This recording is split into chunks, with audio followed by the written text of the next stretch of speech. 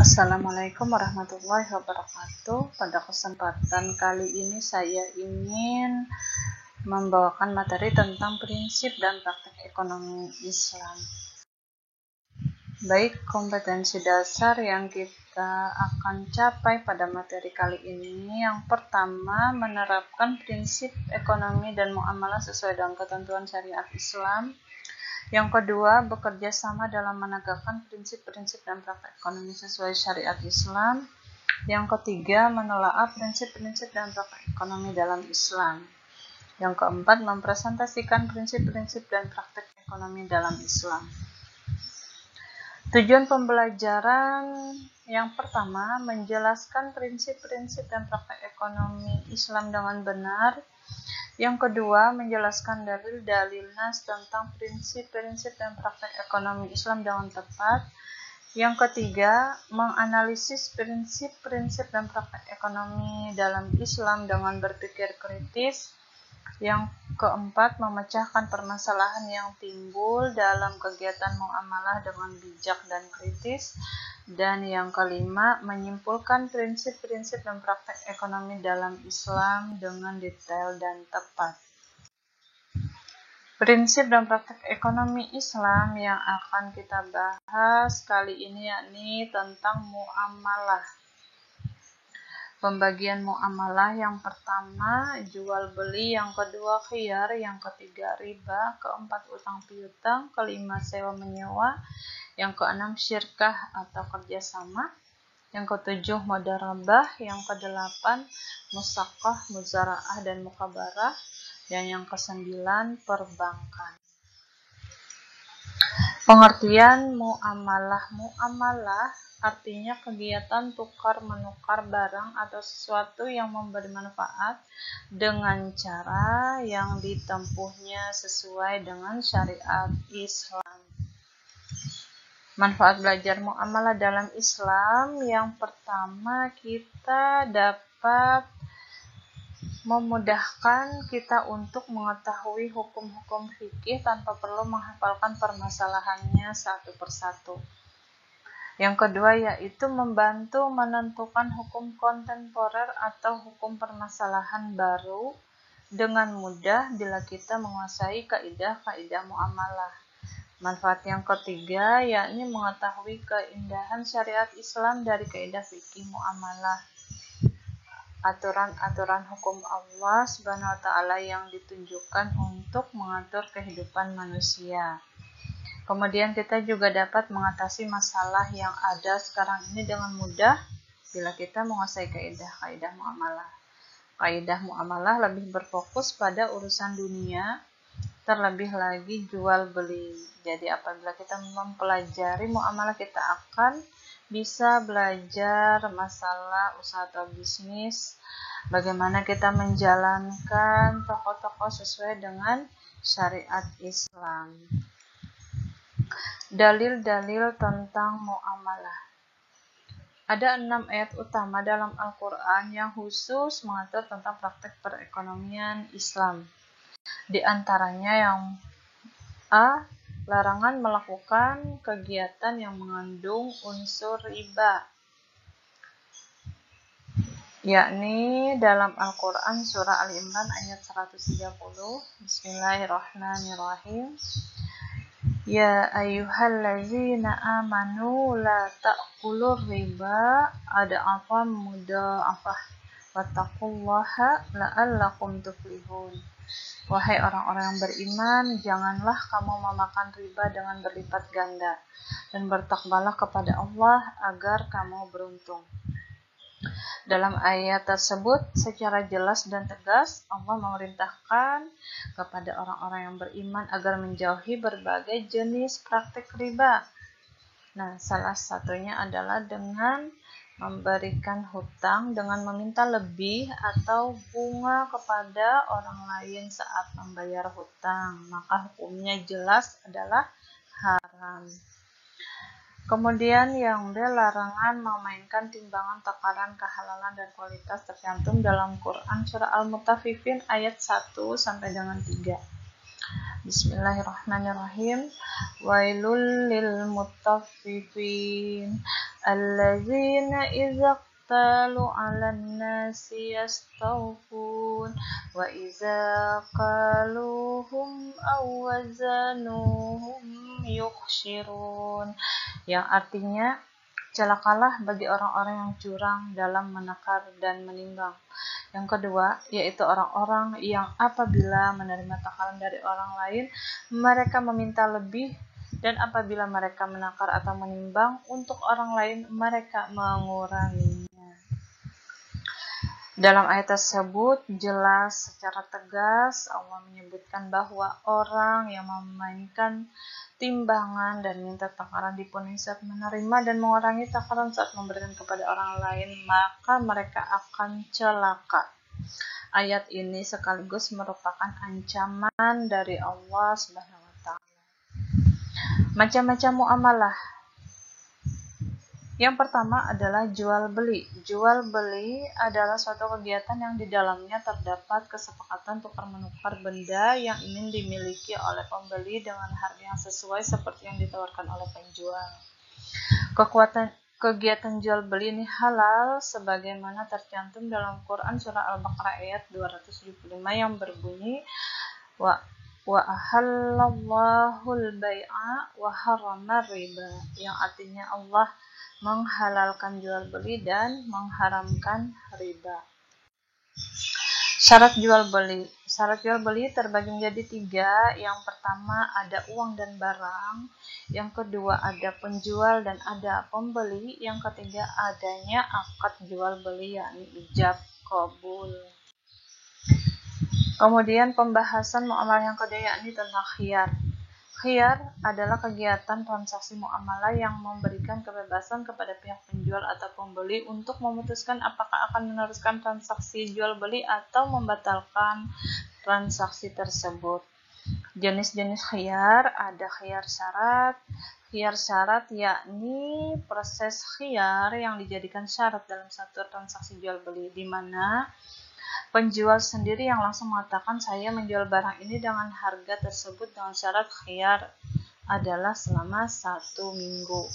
Yang kedua khiyar majelis, yakni proses khiyar di mana penjual dan pembeli berada di tempat yang sama berlangsungnya proses transaksi tawar-menawar tersebut. Baik penjual maupun pembeli keduanya memiliki hak yang sama untuk membatalkan transaksi jika ada sesuatu yang tidak sesuai dengan keinginan mereka.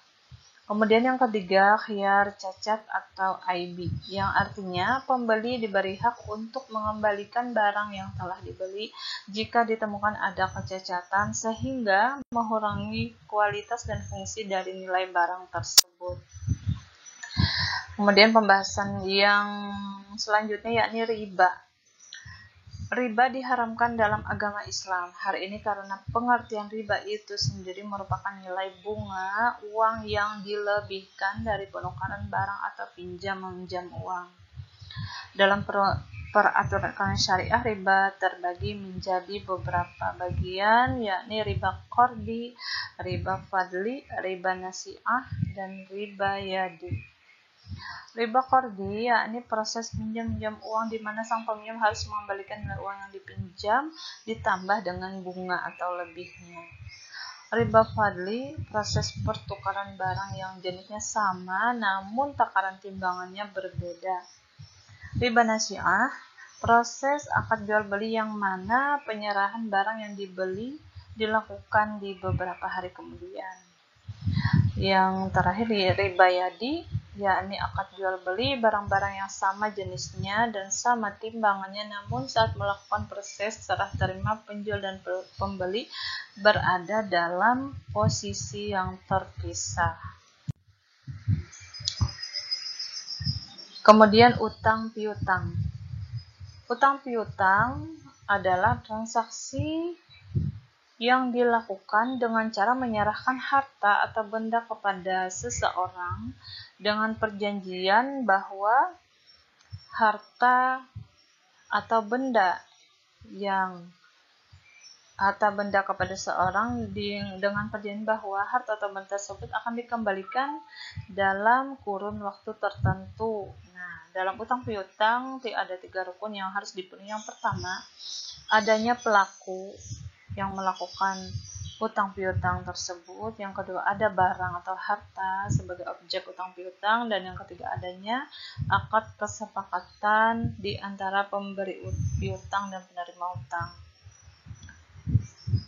Di sini ada catatan bahwa siapa saja yang berhutang sedang ia berniat tidak melunasi utangnya, maka ia akan bertemu dengan Allah nanti dalam keadaan dengan sebagai seorang pencuri.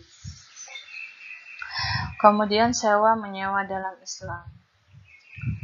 Transaksi sewa menyewa ini dilakukan dengan cara memberi imbalan tertentu kepada seseorang yang menyewa barang atau benda kepada orang lain. Syarat dan rukun ijarah yang harus dipenuhi. Yang pertama, proses transaksi sewa menyewa harus dilakukan karena memang ada kemauan dari masing-masing pihak. Yang kedua, baik yang menyewa maupun yang menyewakan harus sama-sama berakal sehat atau sudah balik. Yang ketiga, keadaan dan sifat barang harus ditentukan dari awal. Yang keempat, barang yang disewakan akan menjadi hak sepenuhnya pihak penyewa atau wakil penyewa selama kurun waktu yang telah disepakati bersama. Yang kelima, harus disebutkan dengan jelas berapa lama penyewa akan memanfaatkan barang tersebut. Kemudian ada kesepakatan sejak awal terkait harga dan cara pembayarannya. Terakhir, kedua belah pihak harus mengetahui manfaat yang akan diambil dari barang yang disewa tersebut.